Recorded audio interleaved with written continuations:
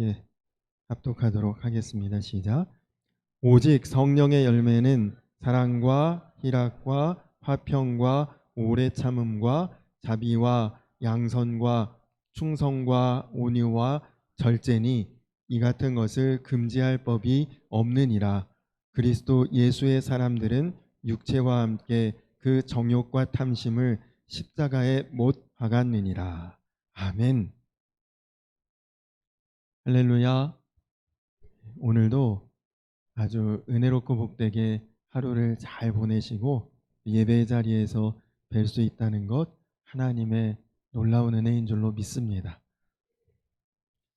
5월이 가정의 달이라 가정이나 가족에 대한 말씀을 전하는 비중이 많은데, 어떤 목사님께서 가정의 달에 가정에 대한 설교를 하기 어려운 교회도 있다는 이야기를 하셨습니다.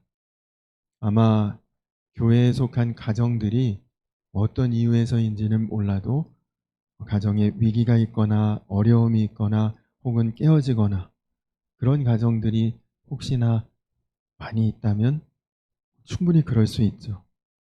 그런데 감사하게도 우리 교회가 참 가정에 대한 말씀을 전하고 나누어도 충분히 행복하고 화목하고 복되고 은혜로운 가정들이라 감사하고, 혹 제가 미처 알지 못하는 그 가정의 아픔이나 상처나 사연이 있다면 예수님이 주인 되시는 가정으로 더 든든히 더 온전히 세워지는 은혜가 있기를 축원합니다. 지난주까지 성령의 9가지 열매 중에서 6가지 열매에 대한 말씀을 나누었고, 이제 오늘 나머지 3가지 열매, 충성, 온유, 절제에 대한 열매를 나누도록 하겠습니다. 충성이라는 말은 무엇이든지 믿고 맡길 수 있을 때 그를 충성스럽다, 그렇게 표현을 합니다. 예수님을 영접한 사람은 그 사람 참 믿을만해, 이런 이야기를 들을 수 있어야 합니다. 어떤 것을 맡겨도 어떤 상황에서도 그 사람은 믿을 수 있는 사람, 그게 충성스러운 사람이죠. 한국의 슈바이처라고 불리는 장기려 박사님이라는 분이 계십니다. 이분은 6.25 동란 중에 아내와 5자녀를 북에 남겨둔 채 생이별하게 되어 혼자만 월남을 하게 되셨습니다. 그 후에 가족을 그리워하는 마음으로 그분은 혼자서 그렇게 오랜 세월을 지내셨는데, 의학 박사이시고 의사이시고 모든 조건이 부족할 것이 없는 분이니까 사람들이 재혼을 계속 권유를 했습니다. 근데 그때마다 박사님은 이렇게 말했습니다. 나의 사랑하는 아내가 북에 아직 살고 있습니다. 아내가 나를 기다리고 있는데 내 어찌 그 기다림을 저버릴 수 있겠습니까? 내가 평양에서 결혼할 때 주례해 주신 목사님은 우리 부부를 앞에 세워놓고 100년 해로하라고 말씀하셨습니다. 그러니 재혼을 하려면 100년 뒤에 가서 생각해 봐야 합니다. 그렇게 말씀하시면서 늘 빛바랜 가족 사진 한 장을 바라보며 가족에 대한 그리움을 달래고, 그리고 끝까지 독신으로 지내셨습니다. 박사님이 근무하는 병원에서 하루는 간호사 한 사람이 아침에 황급히 뛰어들어오면서 이렇게 말했답니다. 원장님, 큰일 났어요. 106호 환자가 간밤에 도망쳐 버렸어요. 그때 장기려 박사님이 껄껄껄 웃으면서 이렇게 말했답니다. 내가 도망가라고 문 열어줬어요. 생각해 보시오. 다 나은 사람을 돈이 없다고 해서 붙들고 있으면 무슨 돈이 그에게 나오겠습니까? 빨리 나가서 땅이라도 파고 일이라도 해야 병원비도 다 갚을 수 있고, 그래야 가족 굶겨 죽이지 않을 것 아니오. 그래서 내 문 열어주고 가라고 했어. 박사님은 자기가 불쌍한 사람을 도와주면 그 누군가도 북쪽에서 자기를 대신해 자기의 가족들을 돌봐줄 것이라고 하는 믿음이 항상 있었다고 합니다. 여러분, 우리가 사람을 어떻게 믿을 수 있습니까? 여러분 주변에는 믿을 만한 사람이야 할 만한 사람 누가 있습니까? 여러분 주변에 내 집 문서를 맡겨둘 수 있는 사람, 아니면 내 고액의 그런 저금이 된 통장을 맡겨둘 수 있는, 마음 놓고 맡겨놓고 편안히 있을 수 있는 그런 사람 누가 생각나십니까? 누가 그런 사람을 찾거나 생각할 때 여러분들이 그 사람의 머릿속에, 마음속에 떠오를 수 있는 그런 분들이 다 되시기를 주님의 이름으로 축원합니다. 제가 예전에 몽골에 단기 선교를 갔을 때, 원래도 이 몽골이란 나라는 경제적으로 굉장히 빈곤한 나라이고, 또 아직도 그 나라의 국민성이 유목 민족으로 살았던 그 성향이 강해서 게르라고 하는 천막을 주거 공간으로 삼아서 초원을 이동하며 살아가지만, 그래도 이 몽골의 수도인 울란바타르라고 하는 도시에는 건물들도 꽤 많이 있고, 그리고 사람들이 굉장히 많이 거주하는 그런 도시입니다. 근데 이 울란바타르 시내에 보니까 어려운 나라니까 원래 고층 건물이 많지도 않지만, 한 지역이 마치 재개발을 위해서 건물들을 다 허물어 버린 것처럼 아주 폐허가 된 마을이 있었고, 거기서 차를 타고 또 얼마쯤 가다 보니까 아주 깔끔하고 가지런하고 깨끗한 건물과 거리가 바로 옆에 있었습니다. 그래서 선교사님께, 선교사님, 저 폐허가 되고 다 허물어진 저곳은 재개발을 앞두고 있는 곳이고 이 깔끔한 거리는 재개발이 된 곳이냐 그렇게 물었더니, 선교사님 말씀이 이 몽골이라고 하는 나라는 내륙 국가라서 지진이라고 하는 것이 거의 없는 나라인데, 몇 년 전에 강하지는 않지만 지진이 한번 일어났다고 합니다. 그런데 아까 보았던 그 폐허처럼 된 무너진 지역은 대부분 중국과 러시아 쪽에서 온 건축업자들이 세운 그런 마을인데, 약한 지진에도 대부분의 가옥들이 맥없이 무너져서 지금은 폐허의 마을이 되었다는 거예요. 그런데 이 깔끔하고 깨끗한 지역은 일본 사람들이 와서 건축한 지역인데, 지진이 나도 끄떡없고 전혀 피해가 없었다고 합니다. 처음 건축이 시작되었을 때 사람들이 신속하게 건물이 지어지고 빨리 완공이 되는 중국과 러시아가 건축 기술이 좋다고 생각을 했답니다. 처음에는. 그것에 비해 일본 사람들은 건축하는 속도도 너무 더디고 지지부진하고 답답하고 늦고, 아유, 일본은 건축 기술이 없나 보다 그렇게 생각했대요. 그리고 실제로 몽골이라는 나라가 거의 지진도 없는 지역이고, 그런데 막상 지진 한번 경험하고 나서 일본이라는 나라와 그 사람들에 대해 몽골 사람들의 인식이 확 달라졌다고 합니다. 당연히 비용도 시간도 많이 들었지만 안전을 위해서 누가 보지도 않고 신경 쓰지 않고 완전하게 지었다고 어떤 감사나 이런 게 따로 있는 것도 아닌데도 그것을 대비하고 그렇게 건축을 했다는 거죠.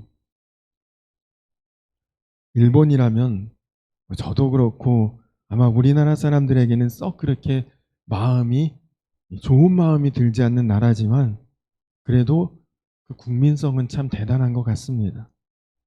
일본 자체가 지진이 많은 지역에 위치하고 있기 때문인지 몰라도 누가 아무도 안 보는 가운데 그냥 책임 있게 그 일에 대해서는 꼭 마무리하는 습관, 내가 해야 될 일이면 그거 반드시 최선을 다해서 일해놓는 것, 이것이 여러분 우리 충성스러운 사람의 모습이죠. 사람이 꼭 아주 감시하고 보고 있지 않아도 하나님이 보고 계시구나 생각하고 내가 해야 될 일에 대해서 최선을 다하는 것입니다. 하나님께서 우리 성도님들 보실 때에 너는 정말 충성스러운 사람이구나 그렇게 인정하실 수 있도록 그렇게 살아가는 우리 모두가 되기를 간절히 소망합니다. 8번째는 우리가 예수님 영접하고 마음에 성령이 임하면 우리가 온유한 사람으로 변화됩니다. 온유라는 말의 원래 의미는 야생마처럼 거칠고 난폭한 그런 성품이 아주 따뜻하고 부드럽게 길들여지는 성품으로 변화된 상태, 이것을 온유함이라고 표현합니다. 원래는 마음대로, 멋대로, 뜻대로, 생각대로 살던 사람이 하나님이 그 마음에 임재하시니까 그 성품이 하나님 안에서 다스려지고 하나님의 뜻대로 순종이 되는, 그것이 이제 온유함이죠. 예수님을 영접하면 우리가 바로 그렇게 변화되어야 예수님을 영접한 것입니다. 내 생각을, 내 뜻을 이제는 굽힐 수 있고 꺾을 수 있고 하나님의 뜻에 순종하면서 살게 되는 거죠. 한국 초대교회에 아주 유명하신 목사님들이 많지만 그 중에 김익두라는 목사님이 계십니다. 그분은 예수 믿기 전에 아주 유명한 깡패였다고 합니다. 시장에서 상인들이 아침에 제일 바라는 마음이 오늘은 좀 안 나타났으면, 김익두가 오늘은 좀 제발 나오지 않고 그를 안 만났으면 하고 아침에 물을 떠놓고 비는 그런 상인들도 있었다고 합니다. 그 정도로 김익두는 많은 사람에게 고통과 불안을 그렇게 일으키는 그런 사람이었는데, 그런데 그 김익두가 예수를 믿었다는 소문이 났습니다. 그리고 예수 믿고 난 그 소문이 있은 뒤에 얼마 후에 부고장이 날라왔어요. 시장의 상인들에게. 김익두가 죽었다. 그럼 부고장이 왔답니다. 근데 장례식은 언제 어디서 하는지는 없고. 근데 깡패 김익두가 죽었다는 소식만으로 사람들이 너무너무 기쁘고 좋아했는데, 얼마나 그가 사람들에게 몹쓸 짓을 했으면 그렇게들 좋아했을까요?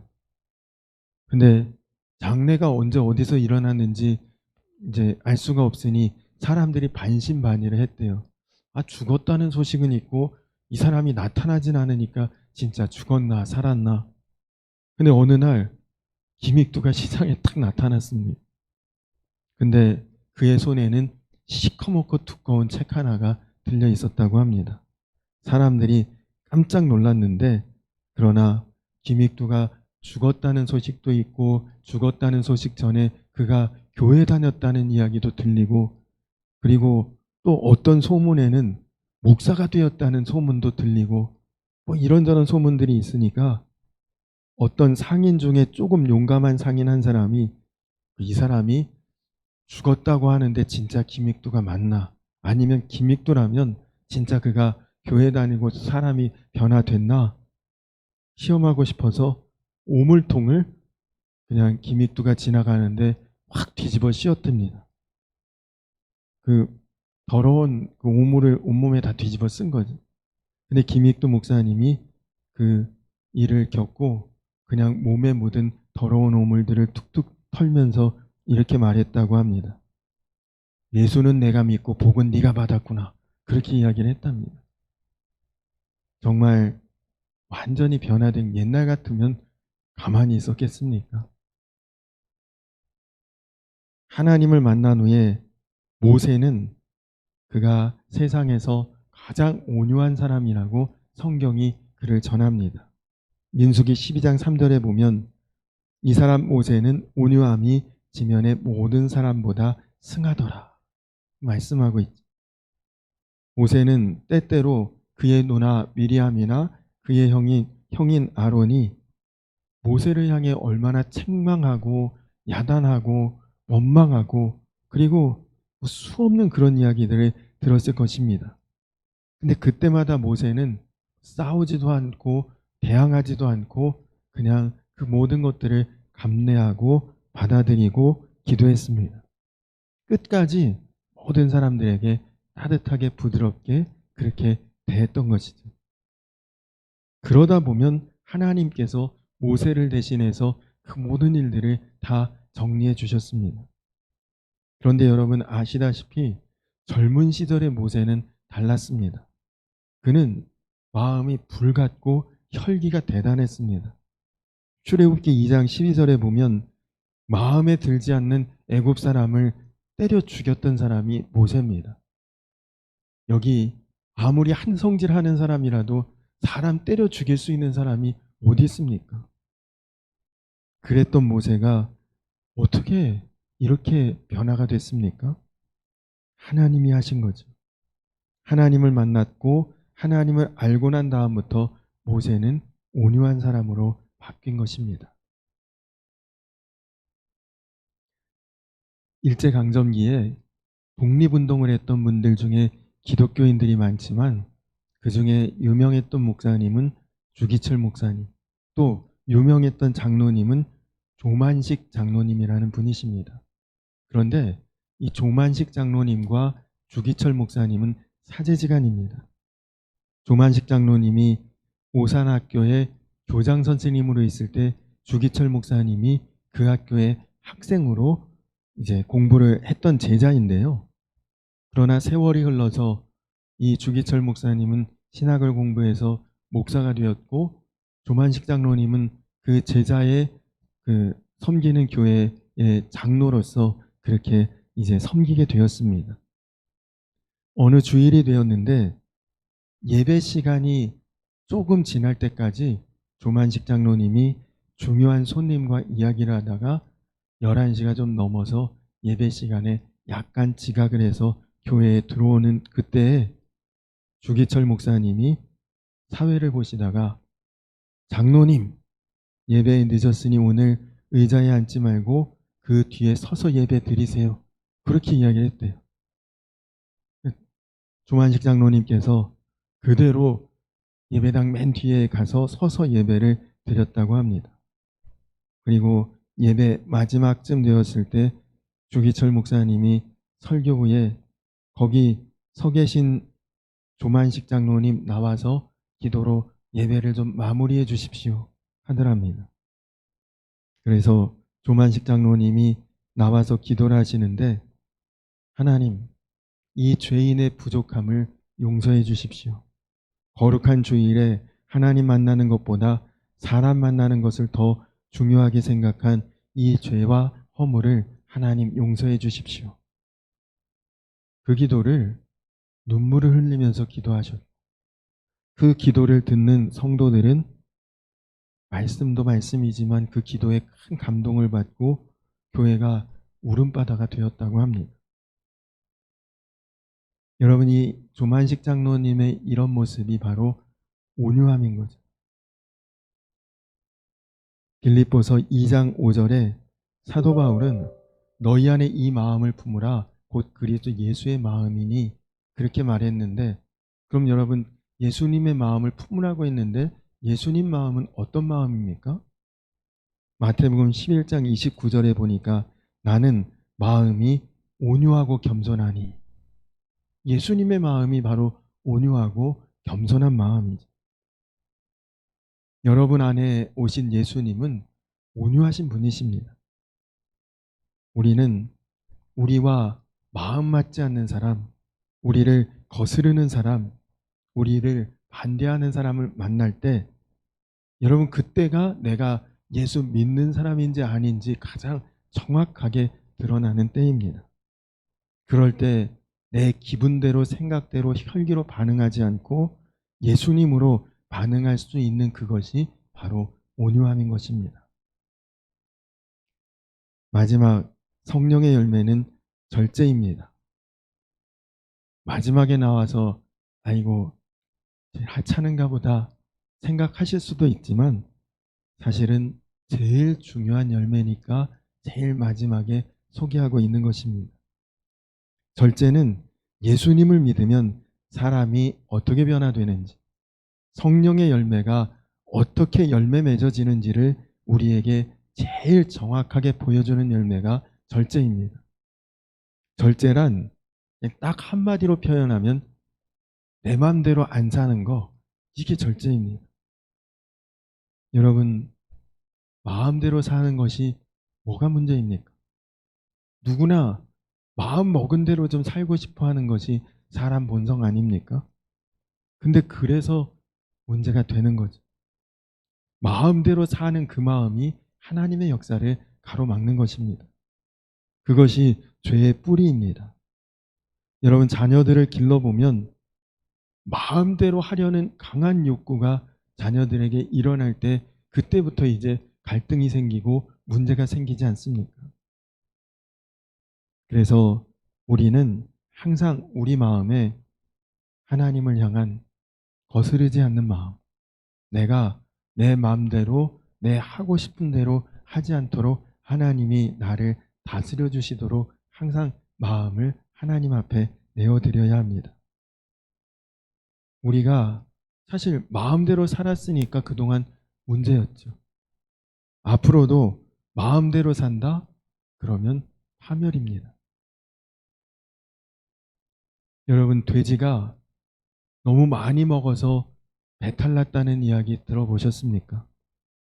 그러나 사람은 절제하지 못하고 생각대로 마음대로 무조건 먹다가 배탈 나는 일이 얼마나 많습니까? 개미가 너무 많은 일을 해서 과로해서 쓰러졌다는 이야기 들어보셨습니까? 그러나 인간은 스스로 조절하지 못하고 욕심껏 일하면서 과로하다가 쓰러지고 병에 걸리고 그런 일들이 얼마나 많습니까? 여러분, 어떤 동물도 자살하는 동물은 사실 세상에 없습니다. 죽기 직전까지도 살아보려고 발버둥하고 먹을 것을 찾아다니지. 그러나 인간만은 유일하게 살기 힘들다고 자살하는 존재가 인간입니다. 자기 마음대로 할 수 있는 그 권한을 이렇게 죄된 욕망에 내어놓고 마는 것이다.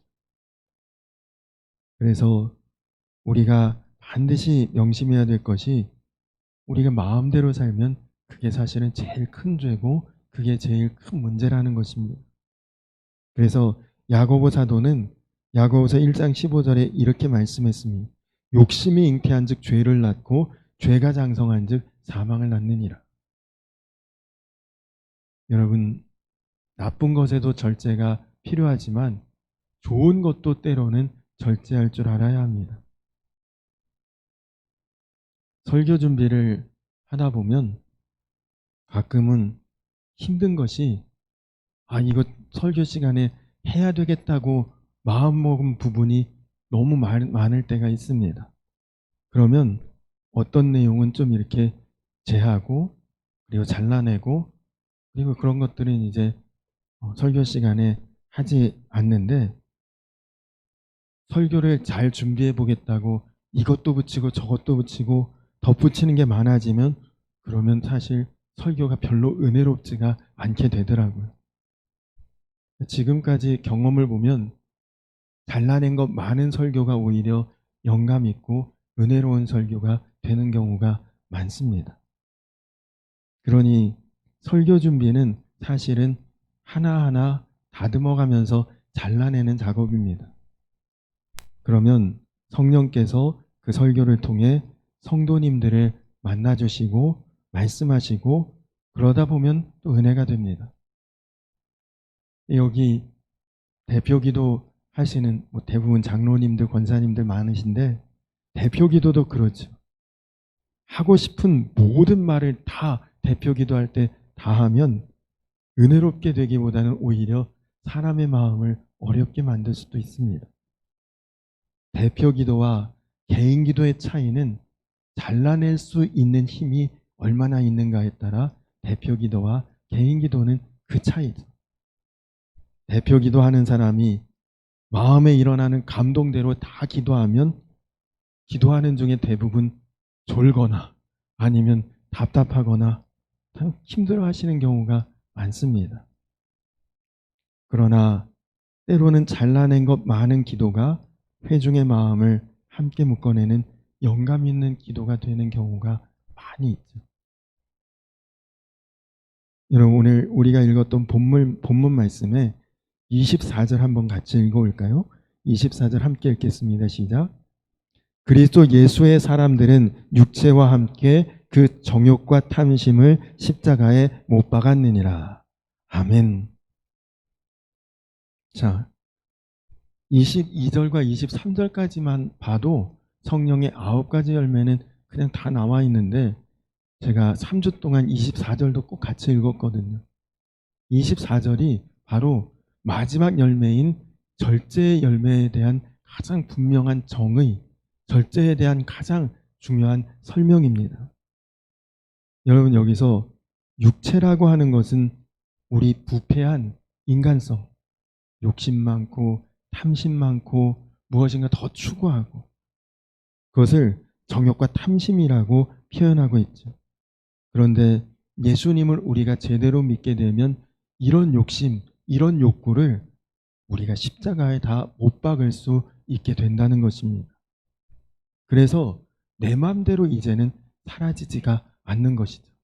이런 걸 다 못 박았으니까 이제는 나는 예수님의 뜻대로, 계획대로 사라지는 사람이 되는 것입니다. 그게 바로 절제죠. 여러분, 우리가 이 말씀 중에 특히 주목해 봐야 될 것이, 오늘 이 말씀을 보니까 못 박혔다는 것입니다. 이미 그것을 십자가에 못 박았다는 거예요. 앞으로 못 박아야 된다 이게 아니라 우리는 이미 정욕과 탐심을 예수님의 십자가에 못 박은 사람들입니다. 여러분, 이것이 예수 믿는 사람입니다. 교회 빠지지 않고 잘 출석한다? 그럼 예수 믿는 사람입니까? 아닙니다. 예수님 안에서 나 자신이 십자가에서 이미 내 마음대로, 뜻대로, 생각대로, 멋대로 그렇게 사는 그 모든 것들을 이제 십자가에 못 박은 사람, 그 사람이 예수 믿는 사람이죠.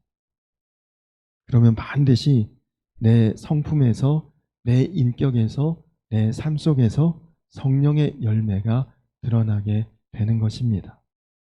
그리고 그런 사람이 그런 성령의 열매가 있는 가정을 세우고, 그리고 그런 가정이 모여서 성령의 열매가 있는 교회를 이루는 것입니다. 주님이 나의 왕이 되시고 주님이 되실 때 더 이상 내 감정, 욕심, 목적대로 살지 않게 되는 것입니다.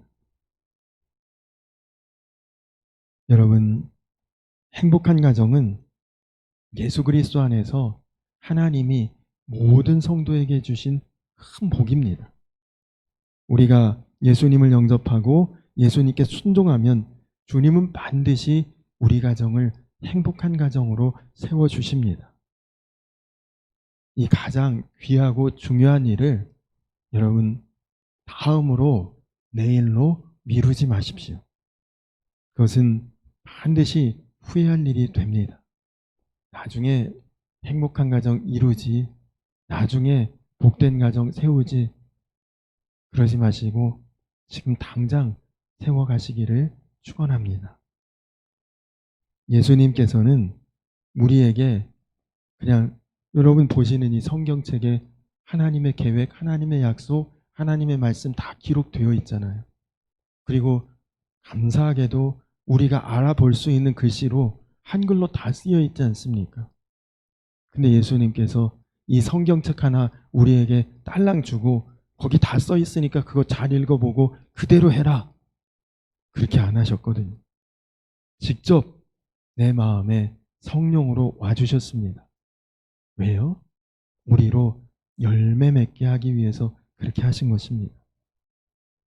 간절히 바라기는 이 자리에 계신 우리 성도님들의 삶 속에서, 그리고 가정에서 지난 3주 동안 함께 나누었던 이 성령의 9가지 열매가 반드시 진짜 열매가 되시고, 그래서 나도 행복하고 우리 가정도 행복하며 교회도 행복한 교회로 함께 세워지는 그런 놀라운 은혜와 축복이 우리 모든 성도님들 가정 위에 또 인생 위에 임하게 되기를 주님의 이름으로 간절히 축원합니다. 우리 다 같이 찬양 한 곡 같이 하고 기도하겠습니다. 날마다 숨쉬는 순간마다 우리 찬양 같이 찬양 부르신 후에 오늘 이제 가정을 위해서 또 성령의 열매 맺는 삶을 위해서 우리 함께 기도하고 그리고 예배를 마치도록 하겠습니다. 가사가 나오겠죠? 네. 같이 찬양하겠습니다. 날마다 숨쉬는 순간마다 내